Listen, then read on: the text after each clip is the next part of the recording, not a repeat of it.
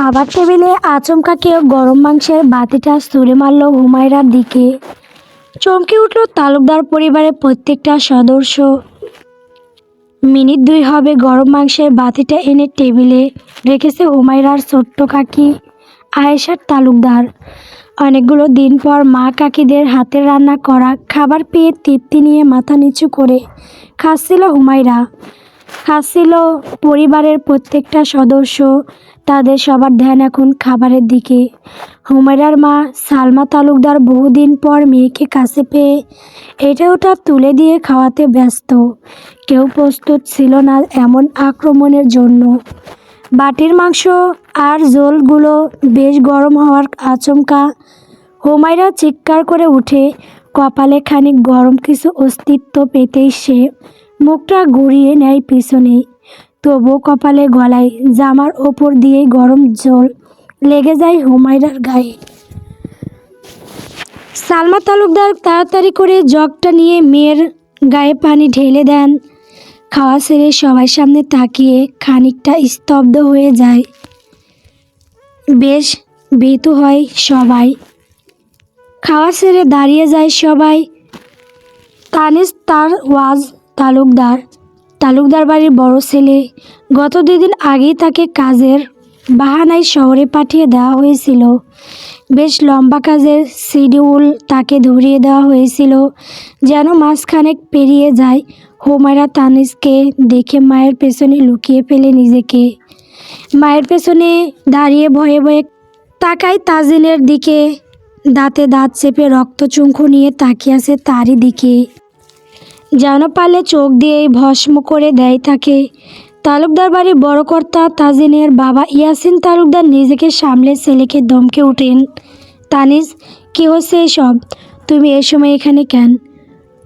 তোমার তো এখানে ঢাকা থাকার কথা। দাঁতে দাঁত চেপে গম্ভীর কণ্ঠে তানিজ উত্তর দিল, হ্যাঁ, আমাকে দূরে পাঠিয়ে দিয়ে আমার দুশ্মনকে আমার বাড়িতে রেখে খাওয়াচ্ছেন। তাজিনের বলা প্রত্যেকটা কথা শুনে কেঁপে ওঠে হুমায়রার হৃদয়। এই মানুষটার সামনে সে কখনোই পড়তে চায়নি, তবুও ভাগ্য তাকে মানুষটার সামনে এনেই দাঁড় করালো।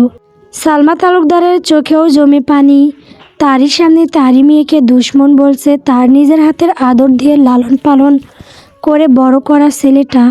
তবু সে কিছু বলতে পারছে না, চুপ করে রয়েছে। হুমায়রার বাবা আরমান তালুকদার চুপ থাকলেন না। তিনি বলে উঠলেন, তুমি কি বলতে চাচ্ছ তাজিন? আমি এই বাড়ির কেউ নয়? আপনাকে এ কথাটা কখন বললাম আমি? তুমি যাকে বলেছ সে আমারই মেয়ে। আমার মেয়েকে বলা আর আমাকে বলা আলাদা নয় নিশ্চয়ই। আরমান তালুকদারের কথাটুকু শেষ হতেই ইয়াসিন তালুকদার তাজিনকে উদ্দেশ্য করে ফের বলে উঠলেন, বাড়িটা তোমার একার নয়। তুমি যেমন এই বাড়ির ছেলে, হুমায়রাও এই বাড়িরই মেয়ে। আশা করি এমন কোনো ব্যবহার করবে না যা আমাকে আরও কঠোর হতে বাধ্য করবে। রাগে জ্ঞান শূন্য হয়ে বাবা কাকাদের সামনে খাবার টেবিলে কিছুটা দূরে বড় ফুলদানিটায় একটা লাথি মারল তাজিন। সঙ্গে সঙ্গে ভেঙে টুকরো টুকরো হয়ে গেল ফুলদানিটা। ভয়ে কেঁপে উঠল উপস্থিত প্রত্যেকটা মহিলা সদস্য আর বাচ্চারা। হুমায়রা পারে না নিজের মায়ের শরীরের মধ্যে ঢুকে নিজেকে আড়াল করে ফেলে। টেবিল থেকে কাঁচের জগটা নিয়ে আছাড় মারে ফ্লোরে। চারদিকে ছড়িয়ে ছিটিয়ে পড়ে সাদা কাঁচের টুকরো। ইয়াসিন তালুকদার চিৎকার করে ধমকে ওঠেন, তাজিন, হচ্ছেটা কি? কি শুরু করেছো তুমি? তাজিন চিৎকার করে বলে উঠে, ও এই বাড়ির কেউ নয়, ও আমাদের সকলের দুশ্মন। ওকে আপনি আমার সঙ্গে তুলনা করলেন কিভাবে? শান্ত হও তাজিন, নিজেকে এতটাও নিজ প্রমাণ করো না। হ্যাঁ হ্যাঁ, আমি নিজ আর ওই শয়তানটা তোমাদের কাছে নিষ্পাপ, তাই না? সালমা তালুকদার নিঃশব্দে সন্তর্পণে মেয়েকে তার ঘরে পাঠিয়ে দিলেন। তাজিন তখনও ঘন ঘন নিঃশ্বাস নিচ্ছে। চোখ বন্ধ করে নিজের চুল টেনে রাগ নিবারণ করার চেষ্টা করছে হয়তো। সালমা তালুকদার ভয়ে ভয়ে এগুলেন ছেলেটার দিকে। রেগে গেলে ছেলেটার কোনো হুঁশ জ্ঞান থাকে না, কখন না আবার আঘাত করে বসে নিজের অজান্তে। তাজিনের কাছে গিয়ে মাথায় হাত বুলিয়ে দিয়ে মমতাময়ী কোমল কণ্ঠে এমনভাবে বললেন যেন তিনি কোনো ছোট বাচ্চাকে বোঝাচ্ছেন। বাবা তাজ, কি হয়েছে সোনা বাচ্চা আমার? শান্ত হও, দেখো আমি তোমাকে ভয় পাচ্ছি। কি হয়েছে মামুনি? আসি না, বলো মামুনিকে। সালমা তালুকদার তাজিনকে টেনে নিয়ে গিয়ে ড্রয়িং রুমের সোফায় বসান। তিনিও পাশে বসলেন। তাজিন এতক্ষণে খানিকটা নরম হয়ে এলো। এই একটা মানুষ তাকে খুব দ্রুত সামলাতে পারে। কোনো কিছু না ভেবেই তাজিন সালমা তালুকদারের বুকে মাথা রেখে ঢাকা থেকে সিলেট, সিলেট থেকে তাদের বাসস্থান লাবাসরা জার্নি করে পৌঁছতে এখানে ক্লান্ত সে। যদিও এতটুকু জার্নিতে সচরাচর তার কিছু যায় আসে না, তবে এখন তার ভীষণ ক্লান্ত লাগছে। আচমকা অনাকাঙ্ক্ষিত মুখটা দেখে তার সব কিছু কেমন যেন এলোমেলো হয়ে যাচ্ছে। পুরো কথা মনে পড়ছে, ইচ্ছে করছে সব কিছু তছনছ করে দিতে।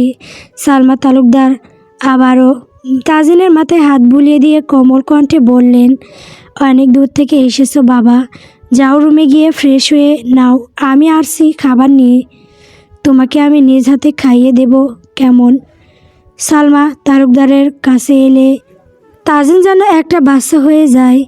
তাজিন আবারও বেহুদা বাচ্চাদের মতো রাগ করে বলল, মামনি, আমি দেখেছি তুমি তোমার এই হাত দিয়ে ওই মেয়েটাকে খাবার দিয়েছো।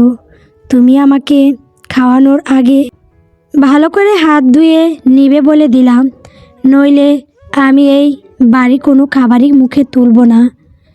তোমার হাতে তো দূরের কথা, বেশ তাই হবে বাপ, যাও গিয়ে ফ্রেশ হয়ে নাও। তাজিন সোজা হয়ে দাঁড়িয়ে সামনে দেখলো সবার ওর দিকে কেমন করে তাকিয়ে আছে। এই মুহূর্তে সে ভীষণ বাচ্চাদের মতো ব্যবহার করে ফেলেছে, যা সে বিগত কয়েক বছরও করেনি।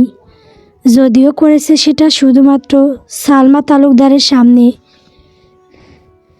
বাইরের কারো সামনে নয়। তাই তাজিনের এমন ব্যবহারের সঙ্গে সবাই বেশ অপরিচিত। প্রথমে সে রাগ দেখেছিল, তার সঙ্গে সবাই পরিচিত। এমনকি তাজিন থাকলে এমন রাগারাগি হবে বা এখানে একটা বিশাল ঝামেলা হবে সবাই জানতো। তাই ভেবেও তাকে শহরে পাঠানো হয়েছিল। কিন্তু কিভাবে ছেলেটা সব কিছু জেনে আবার ব্যাক করেছে বুঝতে পারলাম না কেউ। তাজিনের বাচ্চাদের মতো এমন ব্যবহারটা সবার কাছে নতুন। একমাত্র সালমা তালুকদার ছাড়া এমন আবদার ব্যবহার কারোর কাছে কারো সামনেই করে না। তাই সবাইকে উপস্থিত দেখে সে খানিকটা বিব্রত হলো, নিজের উপর নিজেই বিরক্ত হলো। সে আবার নিজেকে পরিবর্তন করে গম্ভীর মুখে অধিকারী বানিয়ে গটগট পায়ে এগিয়ে গেল তার রুমের উদ্দেশ্যে। এতক্ষণ দোতলার রেলিং এর এপাশে পিলারের আড়াল থেকে সব কিছু লক্ষ্য করছিল হুমায়রা।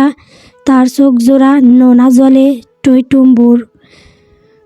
যতক্ষণ তাজিন তার ঘরের ভেতরে গেল ততক্ষণ সে আড়ালে দাঁড়িয়ে লোকটাকে লক্ষ্য করলো। মানুষটা তাকে বারবার দুশ্মন বলছিল। এই বাড়ির দুশ্মন কি এমন দুশ্মনী করেছে এ বাড়ির সঙ্গে আজ পর্যন্ত তার মনে পড়ছে না।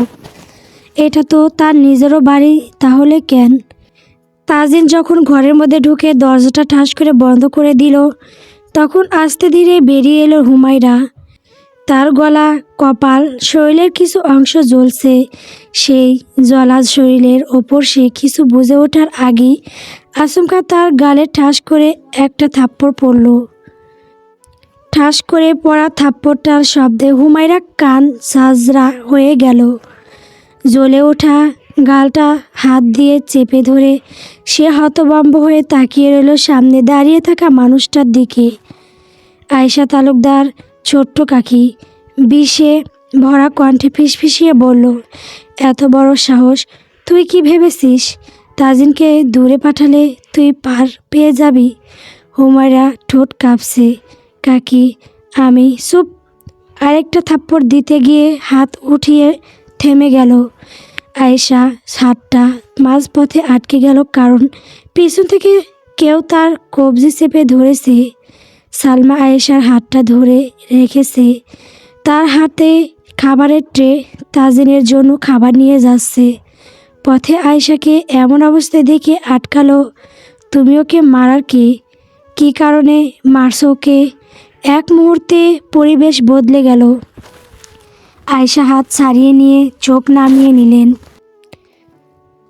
সে গোনাক্ষরেও বুঝতে পারেনি ধরা পড়ে যাবে। আমতা আমতা করে বলল, আমি শুধু ওকে সাবধান করছিলাম, বললেন শান্ত সুরে। যে কিছুই হয়নি। সালমা হুমায়রার দিকে তাকালেন।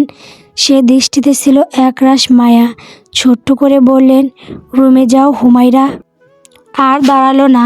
সে দৌড়ে নিজের রুমের দিকে ছুটল। বুকের ভেতর যেন আগুন জ্বলছে। সালমা আয়েশার দিকে তাকিয়ে বলল, তুমি কি আসলে একজন মেয়ে? তুমি কি আসলেই কারো মা? এতটুকু মাতৃত্ব বোধ কি তোমার মধ্যে নেই? আয়েশা কোনো প্রতিউত্তর না করে শুধু বলল, আমার ভুল হয়ে গেছে, বলে সে সেখান থেকে চলে গেল। দীর্ঘশ্বাস বেরিয়ে এলো সালমার ভেতর থেকে। রুমে ঢুকে দরজা বন্ধ করে হুমায়রা কান্নায় ভেঙে পড়ল। গাল, কপাল, গলা সব জ্বলছে, কিন্তু শরীরের জ্বালা কিছুই না। তার চেয়ে বেশি জ্বলছে তার বুকের ভেতরটা। তার মনে হাজার প্রশ্ন, সে উত্তর খুঁজে পায় না। সে কেন দুশ্মন? কিসের শত্রুতা তার এই বাড়ির মানুষগুলোর সঙ্গে? জ্ঞান হওয়ার পর থেকেই সে তাজিনের সামনে আসতে পারে না। কেন? কি এমন ক্ষতি করেছে মানুষটা বুঝতে পারে না হুমায়রা। অবশ্য হুমায়রা কখনো উত্তরগুলো খোঁজার চেষ্টাই করেনি। আজ মনে হচ্ছে সে উত্তরগুলো না খুঁজে অনেকটা দেরি করে ফেলেছে।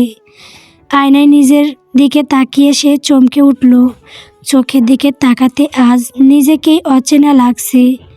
জ্ঞান হওয়ার পর থেকেই হুমায়রা জেনে এসেছে সে এই তালুকদার বাড়ির মেয়ে। তবে এ বাড়িতে তার স্মৃতি খুব কম। তার শৈশব কৈশোরের অধিকাংশ সময় কেটেছে বোর্ডিংয়ে। রুমের ভেতর নিস্তবতা। নিস্তবতা এমন, যেন শব্দ করলেই বুকের ভেতরটা কেঁপে উঠবে। হুমায়রা আয়নার সামনে দাঁড়িয়ে আছে অনেকক্ষণ। গালে লাল দাগটা স্পষ্ট, কপালে পোড়া জায়গায় এখনও জ্বালা করছে। লাল হয়ে রয়েছে, তবে খুব বেশি ক্ষতি হয়নি। হয়তো কোনো ওষুধ লাগালে যেটুকু জ্বালা করছে তাও কমে যাবে। কিন্তু তার চোখ আটকে আছে নিজের প্রতি বিম্বের ওপরে। নিজের প্রতি তার প্রশ্ন, সে কি এমন অপরাধ করেছে? দরজার বাইরে পায়ের শব্দ শুনতে পেয়ে হুমায়রা দ্রুত চোখ মুছল। দরজায় হালকা টোকা পড়ল। হুমায়রা মায়ের গলা পেয়ে সে দ্রুত দরজা খুলল। সালমা তালুকদার দরজার বাইরে দাঁড়িয়ে, হাতে একটা ছোট্ট ট্রে, ঠান্ডা পানি, মলম, পরিষ্কার কাপড় আর একটা বাটিতে খাবার। মেয়ের মুখের দিকে তাকিয়েই তার চোখ ভিজে উঠল। আয়েশাও তোমাকে মেরেছে? বাকিটা আর বলতে পারলেন না, গলা ভেঙে এলো তার। সালমা তাকে বিছানায় বসিয়ে গালের দাগে আলতো করে মলম লাগাতে ফিসফিস করে বললেন, সব ঠিক হয়ে যাবে মা, সব ঠিক হয়ে যাবে। মেয়েকে ওষুধ লাগিয়ে খাবার খাইয়ে দিলেন সালমা। হুমায়রা হঠাৎ বলল, আম্মু, আমি কি সত্যি এই বাড়ির দুশ্মন? সালমার হাতে কেঁপে উঠল, তবু স্বাভাবিক হওয়ার ভান করে বললেন, কে বলেছে এইসব? হুমায়রা ভাঙা কণ্ঠে নিচু গলায় বলল, তাজিন ভাই তো তখন সবার সামনে বলল। আম্মু, তুমি কেন সব কিছু শুনেও না শোনার ভান করো? আমার মনে হয় এ বাড়ির অনেকেই আমাকে ঘৃণা করে। কেন আম্মু? সালমা মেয়েকে নিজের বুকে টেনে নিলেন, বললেন, তুমি তো জানো তাজিন সম্পূর্ণ সুস্থ নয়। সে মানসিকভাবে খানিকটা অসুস্থ। হ্যাঁ আম্মু, আমি জানি, কিন্তু তার সমস্ত অসুস্থতা কি শুধু আমার সঙ্গেই? আমার বুঝ হবার পর থেকেই আমি দেখে আসছি আমি ওই মানুষটার থেকে সবসময় লুকিয়ে বেড়াই। কেন আম্মু? তার ব্যবহারটা এমন হয় যেন আমাকে এই দুনিয়া থেকে সরিয়ে দিতে পারলে তবেই তার শান্তি। কেন আমি তার চোখে এত বড় অপরাধী আম্মু? আমি তো তাকে কখনোই বিরক্ত করি না, তবুও কেন আর আমাকে সবসময় তোমাদের থেকে দূরেই বা কেন থাকতে হয়? কখনো কখনো কেউ দোষ না করেও দোষী হয়ে যায় মা। অপেক্ষা করো, সব কিছু ঠিক হয়ে যাবে। আমি খুব শীঘ্রই তোমার বিয়ের আয়োজন করতে চাই। আশা করি তুমি কোনো অমত থাকবে না এতে। হুমায়রা অবাক হয়ে তাকায় তার মায়ের দিকে। বিয়ে? হ্যাঁ, তোমাকে একজন যোগ্য মানুষের হাতে তুলে দিতে পারলে তবেই আমি নিশ্চিন্ত। কিন্তু আম্মু, কি এমন দোষ যেটা না করেও আমি দোষী? হুমায়রার প্রশ্নে সালমা কিছু না বলেই উঠে দাঁড়ালেন। বললেন, এখন বিশ্রাম নাও, আজ আর তুমি নিচে যেও না, ঘরের বাইরেও বেরিও না। হুমায়রা অসহায় হয়ে বসে রইল। তার দিনটা কেটে গেল বন্ধ ঘরের ভেতরে। রাত অনেক গভীর, তালুকদার বাড়িটা নিঃশব্দে ডুবে আছে অন্ধকারে, অথচ সেই অন্ধকার যেন নিঃশ্বাস নিচ্ছে, ভারী নিঃশ্বাস। হুমায়রা ঘুমাতে পারছে না। মায়ের বলা কথাগুলো বারবার মাথায় ভেতর ঘুরছে। কখনো কখনো কেউ দোষ না করেও দোষী হয়ে যায় মা। হুমায়রা উত্তর খুঁজে পায় না। কাকে জিজ্ঞেস করলে উত্তর বলবে বুঝে উঠতে পারে না হুমায়রা। বাবার সঙ্গেও তার তেমন একটা সখ্যতা নেই। বাবা তাকে ভালোবাসে এতটুকু মানে হুমায়রা, তবু তার সঙ্গে কেমন যেন একটা দূরত্ব। হঠাৎ করেই করিডোরের দিকে থেকে একটা শব্দ ভেসে এলো। কেউ যেন ধীরে ধীরে হাঁটছে। সে বিছানা ছেড়ে উঠে দরজার কাছে গেল। দরজার ফাঁক দিয়ে তাকাতেই তার চোখ আটকে গেল। তাজিন। করিডোরের হালকা আলোয় হুমায়রা দেখতে পেল সাদা পাঞ্জাবি পরা, চুল এলোমেলো, চোখ দৃষ্টি অদ্ভুতভাবে গম্ভীর তীক্ষ্ণ। হুমায়রা খুব মনোযোগ দিয়ে দেখল তাজিনকে। এই দেখতে সুন্দর মানুষটার ভেতর তার জন্য কেন এত অন্ধকার? তাজিন সোজা হুমায়রার রুমের পাশেই সেই বন্ধ ঘরটার সামনে দাঁড়ালো। হুমায়রা যে ঘরটা সবসময় তালাবদ্ধ দেখে, তাজিন নিজের পকেট থেকে একটা চাবি বের করে দরজাটা খুলে সেখানে ঢুকে গেল। তবে দরজাটা আধ খোলা রইল। হুমায়রা ভীষণ কৌতূহল হয়ে পড়ল। সে নিজেকে আটকাতে পারল না। পা যেন আপনা আপনি এগিয়ে গেল। সে নিঃশব্দে করিডোর পেরিয়ে দরজার সামনে নিজেকে যথাসম্ভব আড়াল করে দাঁড়ালো। ভেতরে তাকিয়ে সে স্থির হয়ে গেল, যা তার কল্পনাও ছিল না। ঘরের দেওয়াল জুড়ে ছবি, এক পাশে সব ছবিতে সে নিজে, তার ছোটবেলার ছবি, শৈশবের হুমায়রা, বোর্ডিং স্কুলের ইউনিফর্মে হুমায়রা হাসছে, কাটছে, তাকিয়ে আছে, কিন্তু একটা ছবিতেও সে ক্যামেরার দিকে তাকায়নি। হুমায়রার বুকের ভেতর কেঁপে উঠল। আরেক পাশে দুজন মহিলার ছবি, একজন তাজিন এর মা, আরেকজন হুমায়রার কাছে অচেনা। তাজিন হুমায়রার ছবির একটা ফ্রেমে হাত বুলিয়ে ফিসফিস করে বলল, আংশিক শুরু তো তোর জন্ম থেকেই, জানিস। তবুও তো ধীরে ধীরে আমি সব কিছু মেনে নিয়েছিলাম। তুইও আমার হৃদয়ে বসে গিয়েছিলি, কিন্তু ফের তুই আবার আমাকে নিঃস্ব করে দিলি। হুমায়রার পা থেকে যেন শক্তি চলে গেল। তাজিন হঠাৎ ঘুরে দাঁড়ালো। দরজার ফাঁকা থেকেই হুমায়রার মনে হলো তাজিনের তীক্ষ্ণ দৃষ্টি সে এড়াতে পারেনি। তারপর তাজিনের ঠোঁটে ভয়ঙ্কর এক হাসি ফুটে উঠল, যা হুমায়রাকে নিশ্চিত করল যে সে ধরা পড়ে গেছে। ভয়ে কেঁপে উঠল হুমায়রা। তাজিন তার সেই হাসি মুখে বজায় রেখে বলল, লুকিয়ে দেখা বা শোনা খুব খারাপ অভ্যাস হুমায়রা।